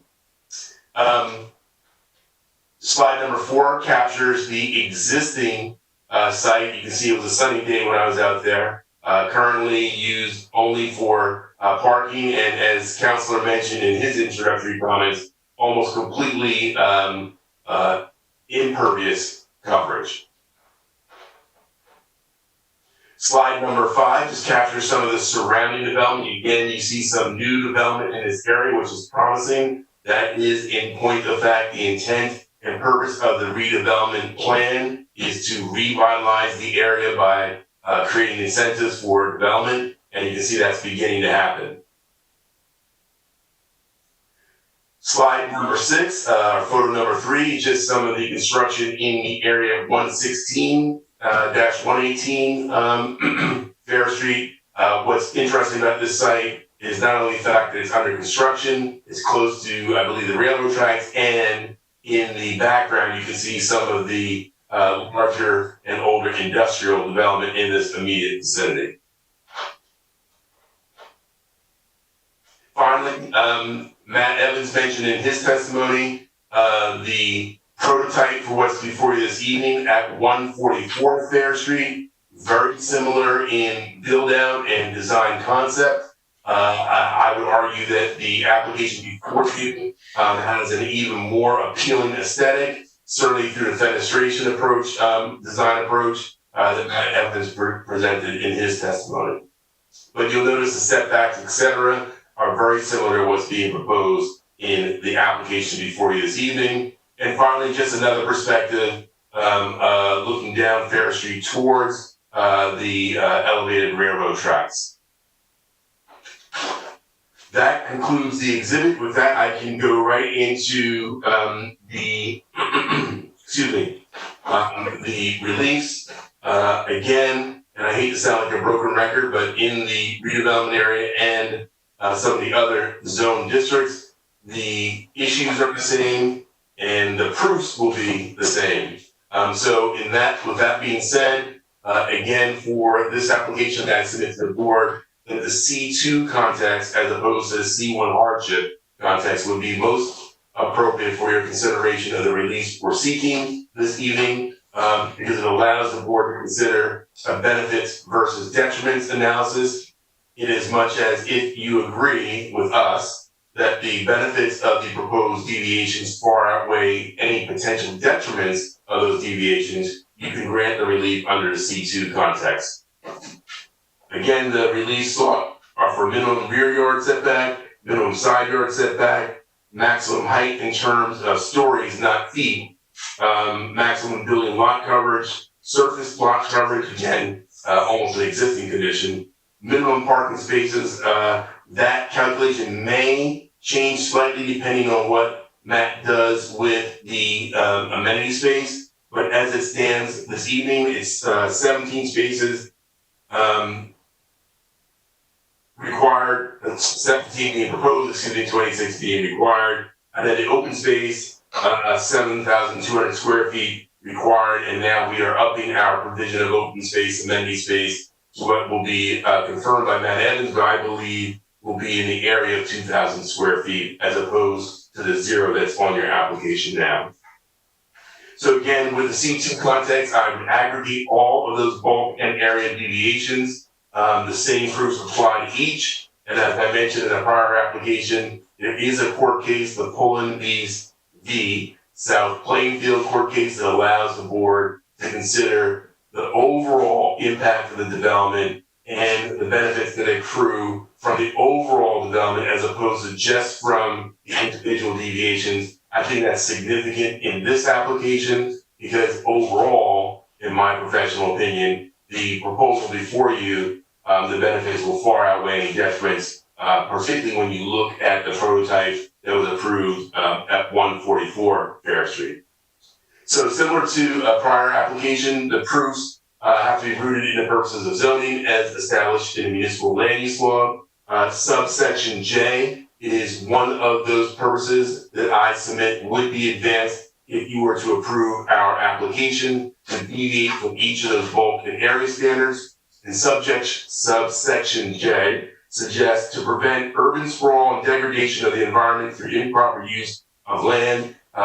This comes up more frequently in redevelopment areas because the intent and purpose of the redevelopment plan is to maximize the infrastructure in this distressed urban area. And by allowing this type of development, you would advance that purpose of zoning and the purposes of your redevelopment plan. Subsection I, to promote the desirable visual environment and good civic design. Just as you heard me mention previously, it's not just about the aesthetic, although as I mentioned earlier, I think the rendering that Matt Evans introduced early on really demonstrates the benefit of the aesthetic design of this site for the surrounding area. Again, the fenestration, and now with the rooftop terrace, strong focus on design and visual environment, but also the civic design, using the at-grade level parking to provide what we would argue is sufficient parking for the proposed development, also would be an advancement of subsection I. As this board knows, the positive criteria can also include the advancement of a state policy. In this particular application, because in part it's in a redevelopment area, which is an urban and distressed area, the smart growth policy of New Jersey would be advanced, and that speaks to the promotion of utilizing existing infrastructure, compact, dense development, creating more walkable neighborhoods, and providing a variety of housing typologies. All of that would be advanced if you were to approve this application. And so for on the positive side, advances purposes of zoning and advances of state policy. I can find no substantial detriment to the public good, particularly if the applicant agrees to meet Commissioner Brooks' suggestion about an increase or an addition of amenity and or outdoor space. Certainly no detriment for parking. I think Mr. E mentioned that based on past JCM developments, certainly in this area at 144, we know the applicant knows the actual parking demand for this type of development, so we meet that. Overall, it's more benefit, and there are no detriments that I could discern based on my review of the site plan application, visit to the site, and discussions with Matt Evans as part of the design efforts. Definitely no impairment to your zone plan, your next element of the master plan, or your re-examination report. In fact, your master plan includes a number of goals and objectives that would be advanced if you were to approve this application. Finally, as it pertains to the parking part of the C2 context, the master plan speaks to that as well. I mentioned that in a prior application. I'll just briefly summarize. The master plan mentions at page 6-45 that there is a need for Paterson to reconsider its standards for parking on site in a way that incentivizes development like this, particularly in a redevelopment area, as opposed to prohibits development. And that goes to the cost efficiency of development, but it also recognizes the importance of right-sizing parking supply, particularly in urban settings, and that goes to the RSIS standards, de minimis exception as well. And so your master plan is proactive in that context as well. Piggybacking on the master plan section, speaking to that is the court case, Valenti v. Seekin, which it seems like your master plan almost took a page from. And the Valenti case suggests that boards may consider deviations from strict application of the parking standard, where the board finds, in this case, based on empirical data provided by JCM investors and demonstrated at 144, that the actual parking demand for a development like this, in a redevelopment area like this, is less than the strict requirement of the code. The RSIS also allows for what's called a de minimis exception. So whether we apply the C2 context or the de minimis exception context of the RSIS, both acknowledge that given the local demographics, given the urban versus suburban context, given any proximity to mass transportation, and last but not least, given the actual parking analysis for these areas, the board may allow an exception from the RSIS standards, similar to the Valenti v. Seekin court case, which allows the boards to grant a deviation from the strict application of your code. So either way you consider this relief, in my opinion, there are more than sufficient reasons to grant the deviation from the parking requirement. Madam Chair, I think that concludes my testimony. I'm happy to answer any questions the board may have and or the public may have. All right, thank you, Mr. Williams. Thank you. I will open it up to the public at this time. If anyone has any questions of Mr. Williams based solely on his testimony, you may call in at 1-973-321-1579. Meeting 711-680-0071. Meeting ID number again is 711-680-0071. I'll give 2 minutes for a call-in and 2 minutes for the question. Thank you very much.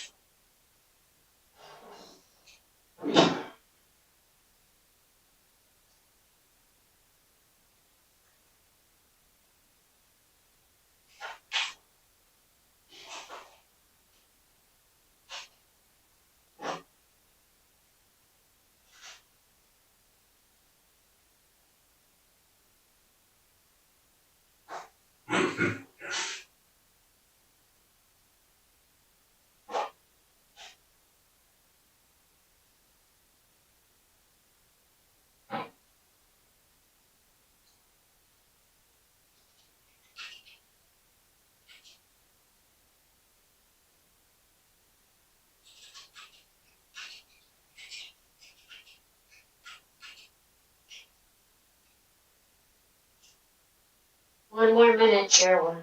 Thank you.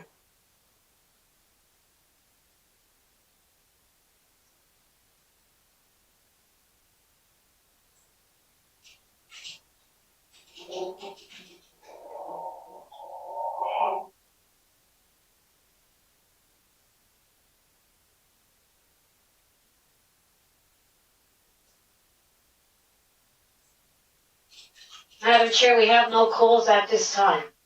All right, thank you. Okay, commissioners, any questions of Mr. Williams? Commissioners? Okay, hearing none, Mr. Maraconda? That will conclude our testimony. I would just like to indicate as a follow-up to Mr. Williams' testimony that we believe he is correct based on Mr. Evans and my discussion off record in terms of public transportation access and walking distance to the downtown business district. We feel that 2/3 of the technically required parking requirement is more than enough to meet the needs of residents on this site. Thank you. Okay, thank you. Commissioners, I would like to have your input regarding a stipulation. Should a motion be made on this application to approve? What is your pleasure? Okay, Commissioner Brooks, is anyone there? Commissioner Brooks?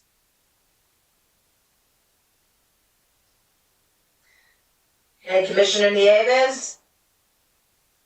I'm sorry, I don't know what you mean by what is your pleasure? I thought there could be a stipulation. That's exactly what I'm asking, the stipulation, Commissioner Brooks, I'm asking, okay, would you prefer to have a rooftop? Would you prefer to have something on the first floor? Would you prefer to have both? Okay, please, let's discuss it now so we can make the stipulation should a motion be made. I like the rooftop idea, sure. I do too. Why? I like the rooftop as well, Commissioner Chair, please. Okay. Any other suggestions? Okay, hearing none. Okay, so Mr. Maraconda, would you like to summarize, please? Yes, we would accept that proposal that we discussed for a rooftop terrace. We think it's a very positive addition amending to the site. This is another application that furthers the development of the fourth ward in a very positive fashion because the design is super modern in terms of its approach and aesthetics.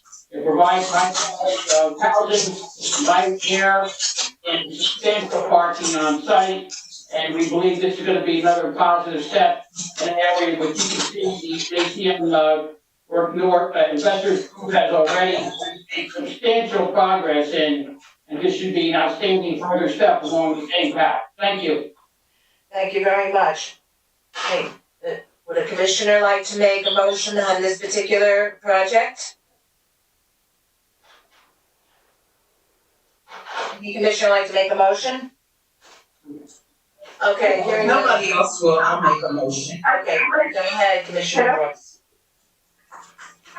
The application of JCM Investors 1012 LLC 449 East 18th Street, Paterson, for the property located at 121 Fair Street and 148-150 Straight Street and 152-154 Straight Street, Block 3615, Block 7, 8, and 9, be granted subject to site plan approval, bulk variance, city engineer, County of Passaic Planning Board, HEP Conservation District, and a revision to include a rooftop, recreational area. Okay, I did understand there was some security fencing, is that correct, Mr. Aquaviva? Madam Secretary, I was just concentrating on the rooftop condition, but I didn't hear anything they specific. did, no, they did. Okay, they did. Yeah, we talk about a security fence, how to comply with building code requirements, fire. For the rooftop. Okay. For the rooftop, yes. Okay, that's mentioned, yes. One Okay. more question, Mr. Aquaviva or Mr. Deutsch. Is there anything pertaining to the community room or is that removed from this approval? I thought the rooftop was taking its place. I didn't think there was any. It is. Just checking, thank you very much. Okay, it is. Okay, so now may I have a second, please? Second? Second. Second by Commissioner Santana. Santana. Okay, roll call, please. Commissioners, Commissioner Ahmed, Yes. Commissioner Brooks, Unmute.